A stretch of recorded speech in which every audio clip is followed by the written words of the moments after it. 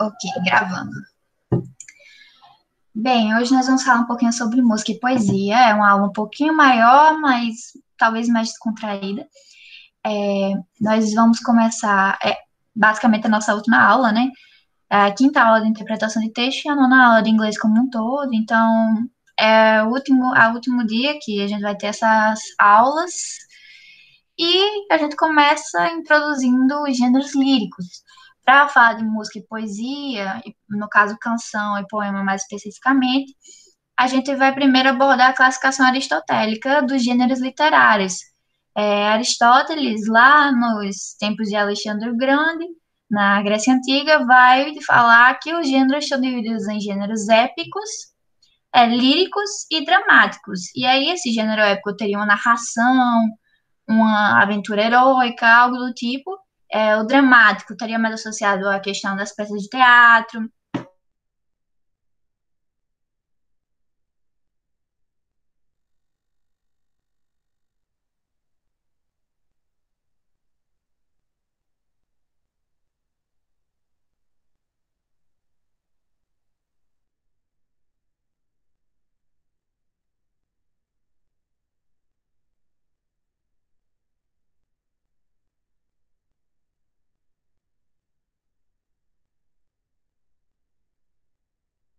Essa interação, uma pessoa que não é ele, mas que ele admite como familiar. E aí tem-se essa questão da função poética da linguagem, né? Que você vai trazer várias figuras da linguagem. Tem muito uso recorrente de metáforas, de comparações. É, por exemplo, comparar a mulher a uma flor é algo muito recorrente. E aí acaba sendo uma linguagem que, quando em outra língua, pode ser um pouco difícil de entender. Outra questão é que quando você está tentando focar mais em como as palavras soam do que na estrutura da palavra em si, às vezes você tem algumas modificações do que a gente está acostumado para da gramática. Vem uma palavra fora de ordem, porque naquela ordem soa melhor, esse tipo de coisa. E os textos inversos podem ter essa característica de versificação, de serem calculadas as sílabas poéticas para que o poema assuma uma estrutura fixa, né? Não necessariamente todo poema vai ter estrutura fixa, existem poemas com versos livres. Outra característica recorrente é a rima, que também tem seus padrões. Uma questão interessante para diferenciar seria o que é poesia e o que é poema, né? Porque a poesia é algo mais amplo, é um conceito relacionado à arte como um todo. Ela pode se referir a qualquer obra de arte, como ela também pode estar se referindo à composição de versos mesmo, a arte de compor versos, de criar versos. E aí tem o aspecto da música, porque a música ela, em si não é só a letra, né? A música ela tem melodia, tem harmonia e tem ritmo. E aí, dentre essas características, a melodia é a que corresponde àquilo que é cantado, à primeira voz. E essa melodia corresponde ao que nós vamos chamar de canção ou então de letra. A figurada que esses textos geralmente trazem acaba sendo uma dificuldade, mas também tem a facilidade de serem textos mais curtos. Não é aquele texto muito denso que vai cansar na leitura. É algo que talvez, às vezes, até a leitura breve de algumas das frases já facilite no entendimento. Mas, certo, aí partindo para um exemplo, aqui eu trago esse exemplo em português, que é Soneto de Separação de Vinícius de Moraes, só para, assim, exemplificar tanto um poema que tem forma fixa, que é o soneto, que ele vai ser escrito no português em dois quartetos, né, duas quadras e dois tercetos. E aí tem também aqui essa questão das rimas, que tem uma estrutura fixa, mas de certa forma variável, tem mais de um tipo de estrutura para o soneto, mas tem uma padrão. E o Vinícius, ele é um bom exemplo de autor que transforma os seus poemas em música. E aqui eu trouxe um pedacinho só para ver rápido. Dá para escutar? Soneto de separação. Dá De sim. repente, Show. do riso fez-se o pranto, silencioso e branco como a bruma. E das bocas unidas fez-se a espuma, e das mãos espalmadas fez-se o espanto. De repente, da calma fez-se o vento que dos olhos desfez a última chama. E da paixão fez-se o pressentimento, e do momento imóvel fez-se o drama. De repente, não mais que de repente, fez-se de triste que se fez amante. Certo. Esse soneto ele acaba tratando de uma dimensão subjetiva da separação, não só da separação de um relacionamento amoroso, mas ele também fala aqui no final da questão do amigo próximo distante. Está falando da efemeridade das relações, que durante aquele momento que a gente está naquela relação, a gente pensa que aquilo é eterno, tanto é que tem a referência ao soneto de fidelidade, em que ele fala que seja eterno enquanto dure, só que aí você tem esse contraste de que, de repente, as coisas se desfazem. Não se prevê muito bem quando as coisas vão cessar de existir, essas relações. E aí eu trago também um soneto do livro Sonetos, de Shakespeare. E esses sonetos, eles são muito famosos, em especial esse soneto 18. E aqui eu mostro que a forma do soneto é diferente, dependendo da língua, né? O soneto brasileiro, ele tem aquela estrutura bem fixa e aqui ele já traz uma outra estrutura. Ele é dividido em... Aqui não dá para ver divisão, porque ele não escreve deixando essa divisão muito clara, mas são 3 quadras, 3 grupos de 4 versos, ou seja, 3 estrofes de 4 versos, e uma estrofe final com 2 versos. E aí, só para mostrar que essa questão da forma, ela não vai ser tão estável de uma língua para outra. E tanto por isso, quanto por questões de que o Enem não é uma prova de decoreba, não é preciso se preocupar com forma dos poemas, e nem com métrica, nem nada do tipo, quando se vai resolver a prova de línguas estrangeiras. Você vai precisar se preocupar com a dimensão mais subjetiva, com o que o autor quer dizer com suas palavras. E aí entra a complicação de que às vezes essas palavras não são tão claras. Nesse caso aqui, o inglês que o Shakespeare usa, ele é um inglês que já é considerado inglês moderno, mas é um inglês que é difícil mesmo para nativos, porque tem algumas palavras que não fazem a relação direta para quem está lendo, não tem a correspondência perfeita. E aí, nesse soneto, que é um dos mais conhecidos da língua inglesa, o Shakespeare ele fala da imortalização de uma musa, de uma pessoa, supõe-se que uma mulher, através dos seus versos, que através desse poema ela se torna imortal, apesar de sua efemeridade. E aí ele fala assim, no finalzinho já, But thy eternal summer shall not fade, nor lose possession of that fair thou art. Ele está falando que o verão eterno dela não se dissipará e ela nem perderá a posse da leveza, da delicadeza dela. E aí ele fala, Nor shall death brag the wonders in his shade, nem a morte se gabará de que você caminha na sua sombra. When in eternal lines to time thou grows. Quando em linhas eternas para o tempo você cresce. So long as man can breathe or eyes can see, so long lives this and this gives life to thee. Ele está falando aqui que enquanto os homens puderem respirar, enquanto os olhos puderem ver, enquanto viver esse poema, esse soneto, ele dará vida a ela. E aí é toda essa dimensão subjetiva que interessa ao Enem. Você não precisa saber da forma de um soneto, da forma de qualquer outro tipo de poema, canção. Você precisa saber o que o autor quer dizer. E aí eu trago aqui 2 músicas. Primeiro eu vou trazer Blowing in the Wind, de Bob Dylan, e depois uma outra música de John Lennon. E essas músicas, elas trazem muito de um critério que o Enem costuma cobrar, que é quando a música surge como uma mensagem contra a guerra, uma mensagem de paz. Esse tipo de contexto o Enem gosta bastante de cobrar.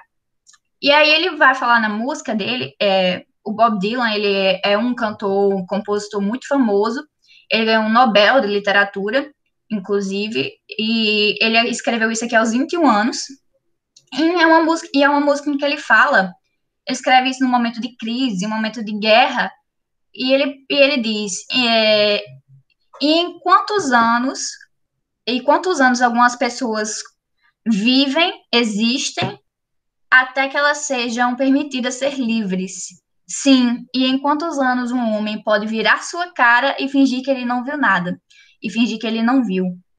Ele trata aí de uma questão muito pungente, uma questão que afeta a nossa sociedade até atualmente, e ele diz que a resposta está flutuando no ar, porque não é algo que a gente consegue alcançar, ou ao menos ele diz que algo não era alcançável na época. Mas é uma mensagem também de esperança no sentido de que talvez um dia isso vai passar, as pessoas vão poder se reconhecer como seres humanos, se conhecer como pessoas livres. Só que aí, ao mesmo tempo, a gente vê que essa música ressoa até hoje, não necessariamente passou essa situação. E é algo triste, de certa forma, né? Porque as mesmas questões que a gente tinha no passado, a gente tem atualmente.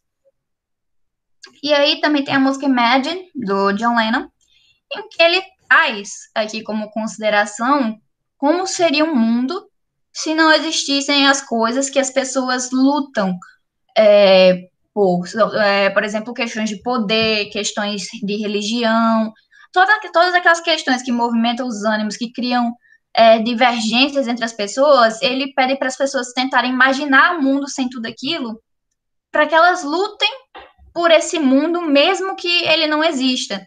Mesmo que exista religião, mesmo que existam países, que as pessoas tentem sonhar com um mundo em que não se vê esse tipo de diferença como algo que precise ser combatido.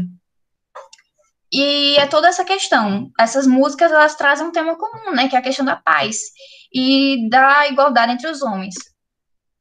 Beleza. E aqui a gente já vai entrar para as questões do Enem. Só uma pausa aqui para beber água. Certo. Essa questão, ela é do Enem de 2016, é a primeira aplicação, e é uma música, basicamente, de Paul McCartney, que é um dos caras que participou dos Beatles com o John Lennon. E aí essa música tem como título Ebony and Ivory, que é ébano e marfim, basicamente fazendo referência às cores das teclas do piano, né, ao material das teclas do piano, que seria branco e preto. E aí ele vai dizer, no caso, vamos primeiro para o enunciado, né? Em diferentes épocas e lugares, compositores têm utilizado seu espaço de produção musical para expressar e problematizar perspectivas de mundo. Paul McCartney, na letra dessa canção, defende, e aí a gente vai procurar na letra entender o que ele defende. As alternativas já vão sugerir algumas coisas, né? O aprendizado compartilhado, necessidade de donativos, manifestações culturais, o bem em relação ao mal, respeito étnico. Certo. Aí a gente volta para o texto. Ebony and Ivory live together in perfect harmony.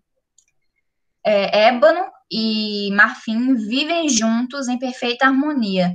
Side by side on my piano keyboard. Lado a lado no teclado do meu piano. Oh Lord, why don't we? Eles, ó Senhor, ó céus, por que não nós? Por que nós não podemos viver também em perfeita harmonia, mesmo tendo cores de ébano e de marfim, mesmo sendo brancos e negros ou pretos, a depender de como a preferência do indivíduo para designação da cor.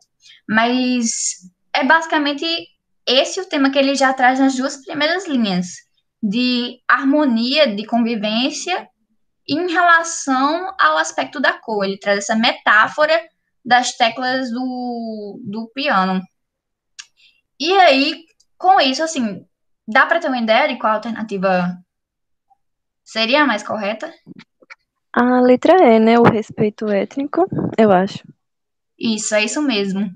Agora eu vou dizer, essa questão aqui, eu errei na primeira vez foi o meu primeiro Enem, Eu tava bem apressadinha, fiz as questões de inglês super rápido e acabei errando por uma besteira grande. Porque eu só fiz o skimming, né? Só fiz olhar rápido procurando as palavras e aí vi good and bad, que seria bem e mal. E aí acabei marcando essa questão, o bem em relação ao mal, que não tem nada a ver, né? Mas é só isso mesmo que eu queria chamar a atenção, porque às vezes a gente foca demais em umas coisas, esquece de outras. Mas a resposta estava nas duas primeiras linhas, né? É bem interessante. E aí, gabarito letra E, muito bom. A gente vai para a segunda, que a gente vai trabalhar hoje, que é do Enem de 2015. E aí o enunciado diz: produções artístico-culturais revelam visões de mundo próprias de um grupo social. Esse poema demonstra a estreita relação entre a tradição oral da cultura indígena norte-americana ou seja, ele está procurando uma relação entre a tradição oral da cultura indígena norte-americana, ou seja, esse texto aqui tem a ver com a cultura indígena norte-americana, é uma produção artístico-cultural desse grupo étnico, social, e aí a gente quer entender o tema, a temática desse texto. E aí ela começa a falar tem algumas palavras que são muito cotidianas, que a gente aprende quando a gente ainda está começando no inglês, né? Que são palavras referentes à família. Aí ela vai falar: My brother the star, my mother the earth. Meu irmão a estrela, minha mãe a terra. My father the sun, my sister the moon.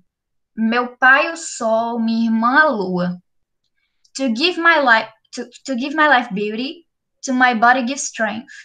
A minha vida dê em beleza, a meu corpo dê em forças. To my corn give goodness, to my house give peace. Ao meu milho dê em qualidade, à minha casa dê em paz. To my spirit give truth, to my elders give wisdom. Para meu espírito dê em verdade e para meus antepassados dê sabedoria. Aí é basicamente o que ela tá fazendo quando ela recita isso. Ela tá invocando algo que é importante para ela e desejando que esse algo traga coisas boas para ela. Beleza. E aí, quando a gente olha as alternativas, tem uma principal que salta, né? Você tem alguma ideia? Eu não entendi, não. Porque, assim, eu me confundi, porque ela fala sobre. Ela cita elementos da natureza e da família, aí eu me confundo com isso. Entendi. Certo. O que acontece? Quando ela cita esses elementos da natureza e atribui ele características familiares, ela não necessariamente está tentando dar uma preservação à estrutura familiar e nem fazer essa questão mais geracional. O que ela faz aí é que ela traz aquela figura de linguagem que é a personificação. Ela pega esses elementos da natureza e atribui a eles coisas que ela compreende, porque a família é algo que ela entende. E aí ela atribui a esses elementos da natureza que podem dar coisas boas a ela, personalidades da família dela. E aí ela torna esses elementos importantes para ela, porque é eles que podem dar para ela as coisas boas da vida, da beleza, força, paz. E aí, por isso, a letra D acaba sendo a resposta, Ah, entendi. certo? Mas aí, tem alguma das alternativas? Tinha sido a E que deu mais confusão? Foi. Eu fiquei entre a D e a E. Faz sentido, porque assim, ela fala muito nessa questão familiar. E aí é a questão mais do objetivo do poema em si, porque quando ela fala isso, ela está tentando atrair coisas boas para ela. Não é o que ela vai falar para a família como forma de preservação. É o que, de certa forma, acaba preservando isso, preservando esses valores familiares, quando passado de geração em geração, mas ao mesmo tempo revela mais de como ela enxergava a natureza como algo que podia dar para ela coisas. E aí é basicamente isso. Entendi. Beleza. Outra questão, essa aqui é do Enem 2017, da segunda aplicação. E aí é uma música de John Legend. O título da canção é If You're Out There, que é se você está por aí, se você está ouvindo isso, traduzindo não literalmente, né? E o enunciado diz: o trecho da letra de If You're Out There revela que essa canção, lançada em 2008, é uma. E aí já dá para ler as alternativas, já que o enunciado era tão curto, né? Uhum. Mas ele quer saber do caráter dessa. Por que essa canção foi feita? E aí ele diz: convocação à luta armada, apelo ao engajamento social, atitude saudosista, críticas a atitudes impensadas, elogio à capacidade de aceitação. E aí a gente passa para o texto tentando procurar essas características, ver se tem algo que contradiga alguma delas, ou se tem algo que suporte, né? Uma delas principalmente. O texto vai dizer: If you hear this message, wherever you stand, I'm calling every woman, calling every man. Ele diz: se você está ouvindo essa mensagem, em qualquer lugar que você esteja, eu estou chamando toda mulher, estou chamando todo homem. É um tipo de convocação, um tipo de apelo. Aí já chama atenção para a letra A e para a letra B.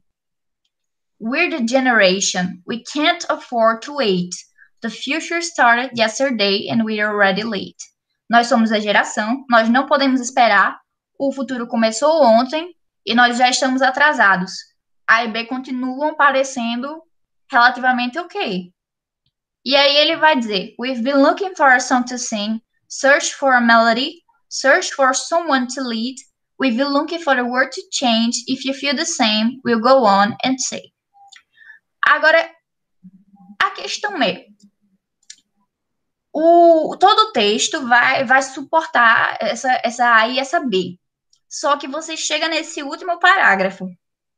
Ele vai dizer o quê? Estrofe, no caso, perdão. We can destroy hunger. We can conquer hate. Put down the arms and raise your voice. We join hands today. Ele diz: nós podemos destruir a fome, nós podemos conquistar o ódio. Abaixem as armas e levantem suas vozes. Nós estamos juntando as mãos hoje.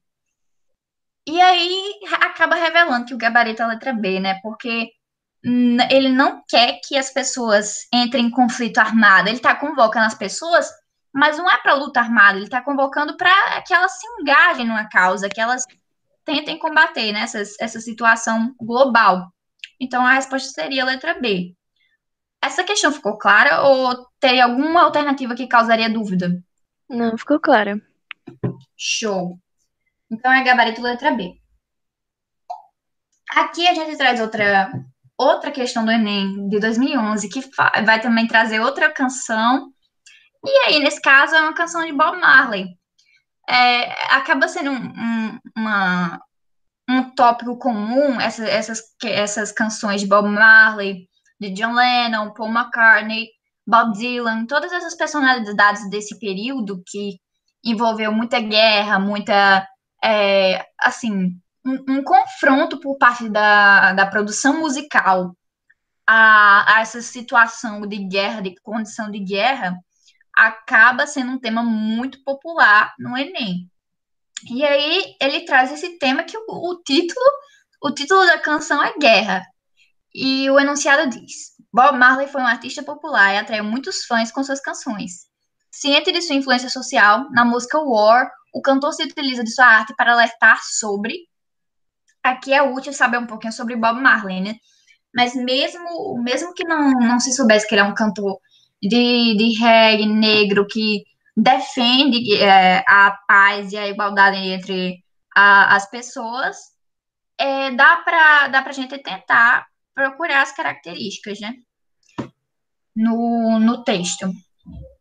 Na primeira estrofe ele fala: Until the philosophy which holds one race superior and another inferior is finally and permanently discredited and abandoned, everywhere is war.